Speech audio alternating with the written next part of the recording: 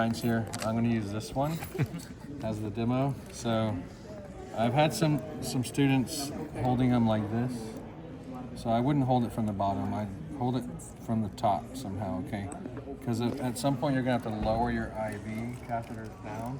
And if your hand is underneath it, then you can't really do that, okay?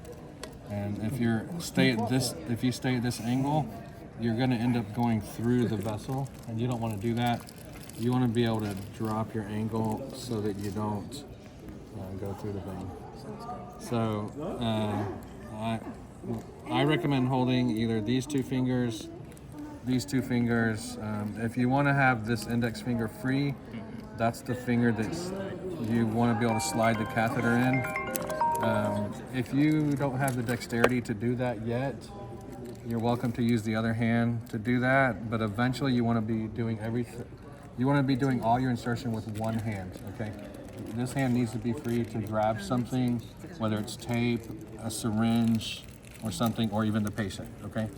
So a lot of times I recommend, if it's in pediatrics, you take two.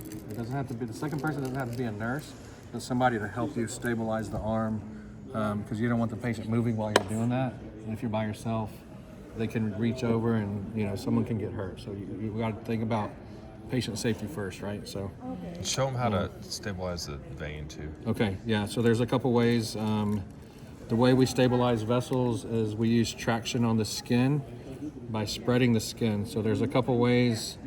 You can stretch above your insertion, and that's going to stabilize your vessel. You can stretch behind your insertion. You have to be careful with that angle. If you have someone holding for you, you can have them stretch the skin for you, and that way your hands are free to just insert. Another way to stretch, I'll show you on this arm actually, is if I'm using like a vessel here, you can stretch this way, and that way the skin is tight, the vessel's not going to move. Or up here, you can stretch this way to go there, okay? But you can stretch this way, this way, this way, and this way. So by stretching the skin, you're stabilizing that vein. Hopefully it won't roll on you, okay? Okay. So I'm gonna do the insertion. Y'all can watch. I'll talk through it. So bevel is always gonna be up. That causes less trauma to the skin. If you were to have it upside down, it's just gonna tear the skin before you actually get in the vessel, and you don't wanna do that, right? It should just be a prick to the skin, not like a slice. So bevel is up. I'm gonna just stabilize my vessel this way. I'm gonna hold like a 45.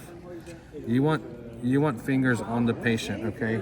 You don't want to be floating in the air, because now we're just not stable. You want fingers on the patient, okay? Whether it's 2 fingers, 3 fingers, however you decide to hold this catheter is going to depend on how you do that. So stretch skin, touch the patient. All my movement is right here in this right here, okay? So I'm going to find my insertion. I'm going to insert. Did you see that blood flash here? Once I flash that blood, I know that bevel is inside the vein. Okay, at that point, I'm stopping the needle, okay? I'm gonna lower my angle. I'm gonna push in maybe 2 millimeters, okay? If I see blood filling this rear chamber, that means that my catheter is inside the vessel. At this point, I can use this technique to thread the catheter in, or I can use this technique. So if you don't have this dexterity, then you can just do that. Okay, once I'm in, depending on what kind of catheter you use, this one does not have a safety valve, so it's gonna bleed. You can try to hold pressure, remove the needle, that one's gonna bleed. Retract the needle by that button. You can put a syringe on. You can pull back. If you see blood, you're guaranteed to be in the vein. If you were drawing blood, you would hand it off to another nurse or somebody, or just set it on the table. Eventually you would flush with a normal saline flush. As you're flushing, you're gonna palpate and make sure it's not swelling.